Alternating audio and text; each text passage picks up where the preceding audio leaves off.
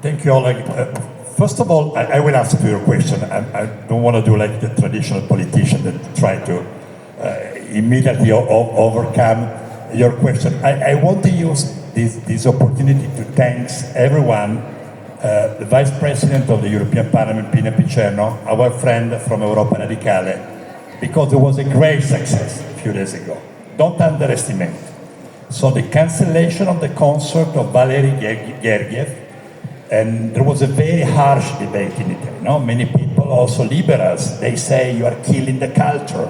The arts and culture need to be protected against any political issue. No, that was not the point. Valery Gergiev was a component, an important tool in the propaganda machine, an important tool of infodemic, of the info war of the Kremlin. So the fact that with the mobilization and the very large, starting from a very small group of people, because our friends in the European Parliament, Pina Picerno, is often quite isolated, that's the truth. Europa Radicale is a small organization, and we are some intellectuals, some politicians, we are a minority. But it was a great success. So I think that we need to congratulate everyone that gave an important contribution to make this happen is extremely important, because in many ways we are losing the info war, the information war, we are losing it.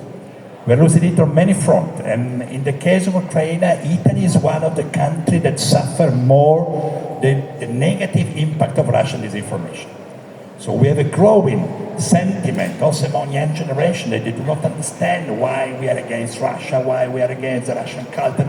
There is a we suffer a lot. We have a daily attack of massive disinformation on social media. So what's happened a few days ago in Caserta was a really great success. Thank you again to everyone.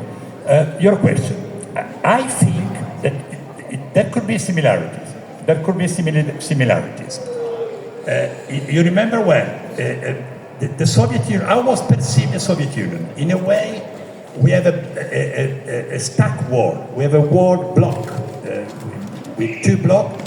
And this kind of so-called stability gave also reassurance. So people feel comfortable in this war that was, let's say, that was able to live a long time without war, a long, let's say, post-Second World War situation. We had an economic boom, we have the Marshall Plan in Europe, but at the end of the day, below this very large green area, you remember the atlas, the geographic atlas of our time, of my time when I was a student. So we have these very large and unique, one-color maps with Soviet Union. And we didn't know, most of us, we didn't know that under this uniformity, there was not the socialist paradise, there was not the communist dreams come true, that also we have, many of us in the 70s, we were fascinated also about this communist dream, as you can see, and that's happened to everyone. And under this uniformity, under this so-called stability, there was a tragedy occurring.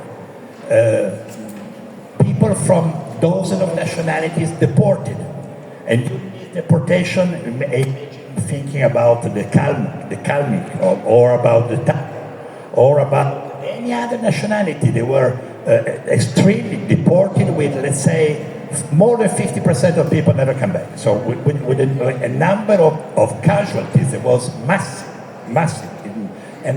And the perception in the West was absolutely, I may say, non-existent, was marginal.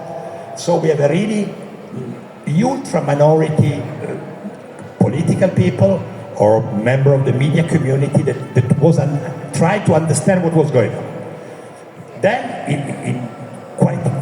in a few nights, and under this so-called stability, there was not strength, but there was a very strong weakness. Of course, information was much more difficult, but at the end of the day, the November 1989, the fall of the Berlin Wall, and then the domino effect that you have in all the Soviet Union was quick. I do not say it happens overnight, but almost overnight.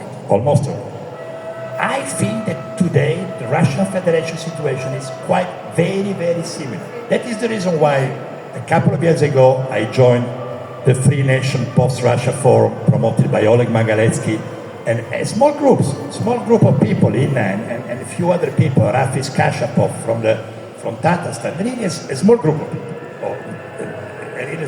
people. Because really I think that the war in Ukraine is really unveiling the real truth about Russia. Russian Federation is not only a corrupt state, it's not only a undemocratic and a crazy extremist regime, but it's also weak. And it's also the only place where decolonization has not yet happened. There are a lot of students from the international politics, and Anas came from, is one of the leaders of the Torino University student in international politics, and I see other here. And what is, now in many universities, there is also a positive, progressive sentiment about decolonization. But we are discussing about our mistake. We are discussing about the West.